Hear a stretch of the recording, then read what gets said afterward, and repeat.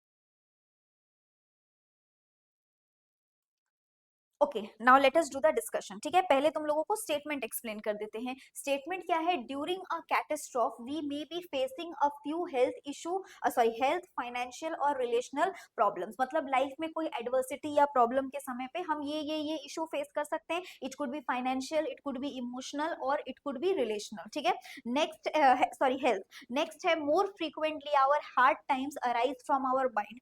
लेकिन मैक्सिमम समय पे क्या आता है कि हमारा जो बुरा वक्त है ये हमारे मन से ही स्टार्ट होता है। क्योंकि देखो अब वक्त तो वक्त ही है, there will be something good, there will be something bad, तो ये क्रेस्ट एंड ट्रॉस तो चलता रहेगा ना। So it is how we are reacting to that situation. अगर आप उदास ही होके बैठ जाएंगे तो obviously that is something you will create a problem, a chaos in your mind. और आप इस चीज को इस तरीके से सोचेंगे कि कोई बात नहीं, टाइम अप्स एंड डाउन्स होते रहते हैं, I have to live my life normally. जो चीज नॉर्मली कर सकते हैं या जिस चीज में नॉर्मली खुश हो सकते हैं एटलीस्ट वो तो करें।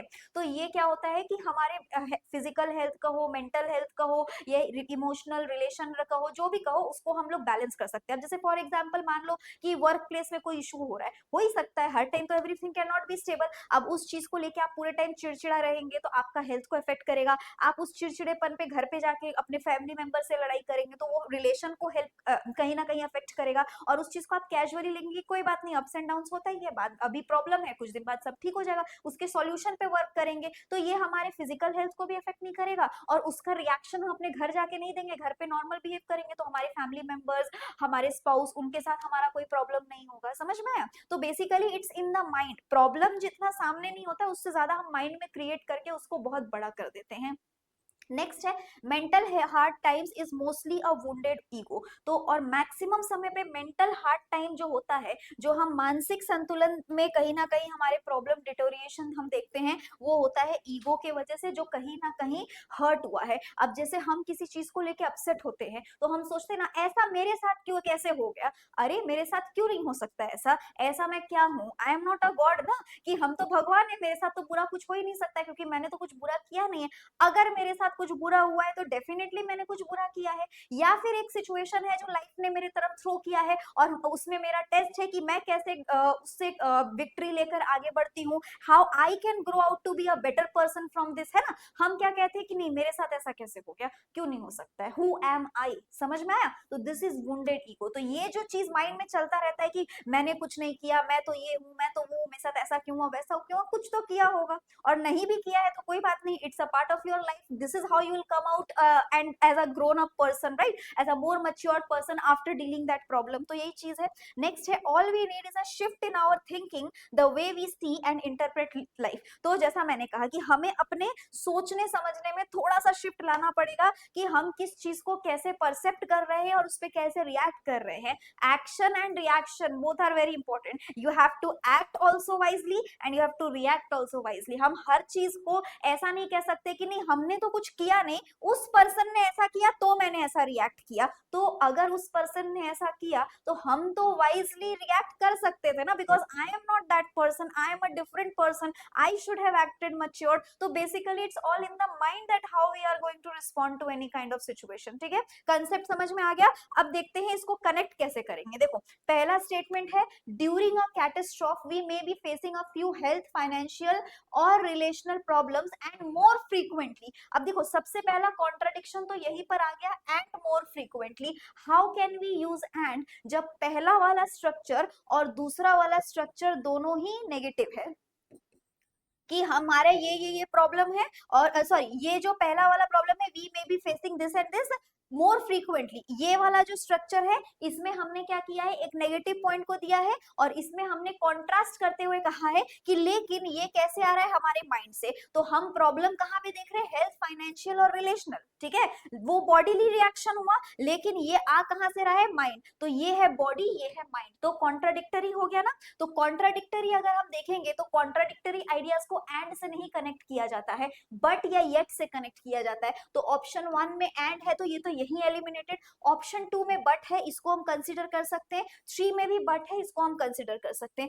4 में अगेन एंड है, तो ये एलिमिनेट हो गया। तो अब फर्स्ट दोनों के हिसाब से फर्स्ट दोनों स्टेटमेंट को जैसे कनेक्ट किया गया है उसके बेसिस में हमारा 2 और 3 बच गया। अब आते हैं सेकेंड स्टेटमेंट में, our hard time arise from our mind because mental hard time is almost mostly a wounded ego. और यहाँ पे क्या लिखा है, सो मेंटल हार्ड टाइम, तो सो नहीं होगा, हम एक्सप्लेनेशन दे रहे हैं ना कि क्योंकि ये एक मेंटल वुंडेड ईगो है, तो ये माइंड से क्यों आया, क्योंकि ये वुंडेड ईगो है। ईगो फिजिकल नहीं होता है, ईगो इज मेंटल, राइट। तो ये माइंड से आ रहा है, तो हमारा करेक्ट स्ट्रक्चर बिकॉज होगा। तो सो के वजह से ये एलिमिनेट हो गया। बट आगे भी एक बार पढ़ लेते हैं, क्योंकि नन ऑफ द अबव भी दिया है, is mostly a wounded ego in such times all we need. और ऐसे समय में हमें क्या करना, is a shift in our thinking the way we see and interpret life. तो नेक्स्ट वाला जो है इन सच टाइम्स वाला स्ट्रक्चर, ये हमारा यहाँ पे कॉमा के साथ कनेक्ट कर दिया, हाँ दैट इज करेक्ट, इसमें कोई इशू नहीं है। तो ये हमारा करेक्ट आंसर हुआ। Is it clear? तो बेसिकली ये कनेक्टर्स बेस्ड स्ट्रक्चर था, लेकिन 4 सेंटेंस को कनेक्ट करने को दिया। जैसा मैंने आपको पहले ही कहा था कि आज का जो हमारा क्वेश्चन है वो एडवांस लेवल का क्वेश्चन रहेगा, ठीक है। चलो now I hope this is clear. Second question पे आते हैं, सिमिलर कंसेप्ट का है, ठीक है। इसमें भी चारों स्टेटमेंट्स है, पहले इसको पढ़ लो, उसके बाद फिर मैं आप लोगों को इसका कनेक्टर वाला सेंटेंसेस दूंगी। पढ़ लो पहले एक बार।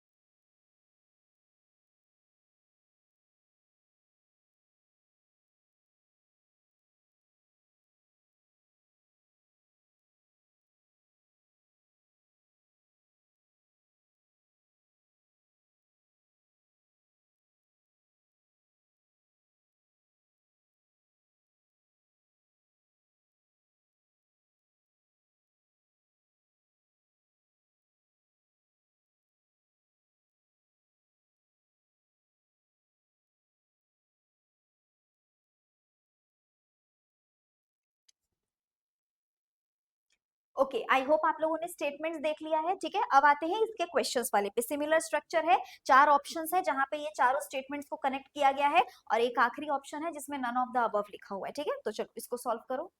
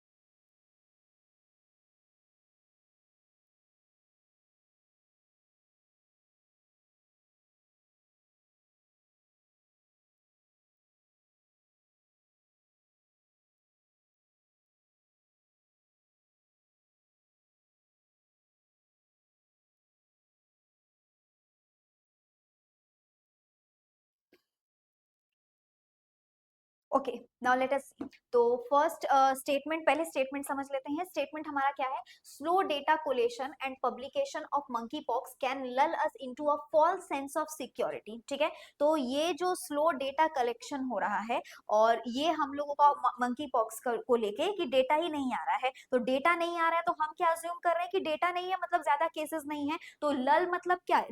मिसगाइड करना। ठीक है, lull us into a false sense of security, मतलब हम एक ऐसे सेंस ऑफ सिक्योरिटी में कि हाँ ठीक है डेटा ही तो नहीं है, इसका मतलब केसेस उतना नहीं है, बट डेटा है, उसका डेटा का जो कलेक्शन हो रहा है वो काफी स्लो हो रहा है। तो स्लो कलेक्शन की वजह से हम निश्चिंत हो जा रहे हैं कि नहीं उतना जो डिजीज है नहीं, क्योंकि ज्यादा केसेस निकल कर नहीं आ रहा है ना। नेक्स्ट है true monkey pox is going to be with us for some time, और ये बात सच है कि ये डिजीज हमारे साथ अभी कुछ टाइम रहने वाला है। ठीक है, next we cope with this disease and resume normal economic activities, हमें क्या करना है? इससे कोप अप करना है, मतलब डील करना है, जो भी प्रिकॉशंस है उसको लेने हैं और अपने डेली एक्टिविटीज को कंटिन्यू करना है, because we can not stop our life because of a disease, right. Next है we need to have adequate testing hospital infrastructure and contact tracing measures, और जो मेथड्स हैं, जो प्रोसेस हैं, हम लोगों को वो सब चीज को अडेप्ट करना है ताकि हम उसको सही टाइम पे टेस्ट कर सके और उसका इलाज शुरू कर सके। ठीक है, अच्छा, अब देखते हैं इसको कनेक्ट कैसे किया गया है। पहला है slow data collation and publication can lull us into a false sense of security, but true monkey pox is going to be with us for some time. अब देखो यहाँ पे फिर से वही स्ट्रक्चर कि फर्स्ट वाला स्टेटमेंट हमारा नेगेटिव है कि ये एक फॉल्स सेंस ऑफ सिक्योरिटी दे रहा है, ये हमारे साथ रहेगा, और सेकंड में भी लिखा है कि ये हमारे साथ कुछ टाइम तक रहेगा। तो डेटा कलेक्शन स्लो हो रहा है तो ये हमें एक फॉल्स सेंस ऑफ सिक्योरिटी दे रहा है, और सेकंड में लिखा है कि ये बीमारी हमारे साथ अभी कुछ समय तक रहने वाला है। तो इससे हमें क्या पता चल रहा है कि दोनों ही आइडिया नेगेटिव है। तो अगेन जो हमने पहले क्वेश्चन पे भी देखा कि जब दोनों आइडिया नेगेटिव है यानी कि दोनों कॉन्ट्रास्टिंग आइडियाज है, तो कॉन्ट्रास्टिंग आइडियाज को हम ज्वाइन करेंगे कैसे? वर्ड के साथ। कॉन्ट्रास्टिंग आइडियाज को, सॉरी वेरी सॉरी, दोनों सेम है, कॉन्ट्रास्टिंग को हम ज्वाइन करते हैं बट या एट के साथ। बट या येट यहाँ यूज नहीं होगा क्योंकि ये दोनों आइडियाज सिमिलर है, तो सिमिलर होने की वजह से यहाँ पे बट जो है एलिमिनेटेड। इवन जो है यहाँ पे कोई लॉजिक ही नहीं हो रहा है, क्योंकि इवन भी अगेन हम एक्सप्लेनेशन के लिए यूज करते हैं। थर्ड वाले में एंड है और फोर्थ वाले में बिकॉज लिखा है कि इस डेटा कलेक्शन स्लो हो रहा है, इस वजह से बीमारी ज्यादा टाइम तक रहेगा नहीं, इससे तो बीमारी के रहने का कोई कनेक्शन नहीं है। ठीक है, तो ये तो आपका एक चार्ट प्रोवाइड कर रहा है, स्टैटिस्टिकल डेटा प्रोवाइड कर रहा है, तो ये वाला भी पॉइंट गलत हो गया। अब देखो सिर्फ एक ही ऑप्शन पे एंड है तो करेक्ट आंसर यही होना चाहिए, but again none of the above लिखा है तो आगे भी चेक कर लेते हैं। For some time, but in order to cope with the disease and resume normal economic activities, अब देखो ये नेगेटिव था ये पॉजिटिव था, तो यहाँ पे हम बट लिख सकते हैं। we need to have adequate testing hospital infrastructure and contact tracing measure, हाँ ये वाला स्ट्रक्चर बिल्कुल करेक्ट है, तो करेक्ट आंसर हमारा ऑप्शन नंबर 3 होगा। यहाँ पे चारों स्टेटमेंट्स को अप्रोप्रिएटली कनेक्ट किया गया है। I hope this is clear. चलो moving ahead to the next question. Next question पे क्या करना है? देखो यहाँ पे एक छोटा सा पैसेज जैसा आपको दिया गया है और इसमें ए बी सी डी करके 4 स्ट्रक्चर को हाईलाइट किया है। तो ये जो ए बी सी डी करके 4 स्ट्रक्चर्स को हाईलाइट किया गया है, इनमें से कोई ऐसा स्ट्रक्चर है दो जो अपने सही जगह पे नहीं है। ऑप्शंस आपको दिखा देती हूँ, देखो चारों को यहाँ पे इंटरचेंज करने की कोशिश करी है, तो ऐसा भी हो सकता है कि कोई दो या चारों का चारों ही अपने सही पोजीशन पे नहीं है, या तीन सही पोजीशन पे, सॉरी तीन सही पोजीशन पे नहीं है, एक सही पोजीशन पे। तो इस तरीके से आपको उसका सीक्वेंस को अरेंज कर देना है कि ये जो ए बी सी डी में ए कहाँ होगा, बी कहाँ होगा, सी कहाँ होगा, डी कहाँ होगा। जो हम वर्ड स्वैप करते हैं ना, बस सेम चीज है सेंटेंस फॉर्मेट में, सेंटेंस को स्वैप करना है आप लोगों को। ठीक है, तो इस पैसेज को अच्छे से देखिए, सॉल्व करिए, टाइम देती हूँ आप लोगों को 2 मिनट्स का, फिर मैं इसका आंसर आप लोगों के साथ डिस्कशन करूंगी। Try to solve it.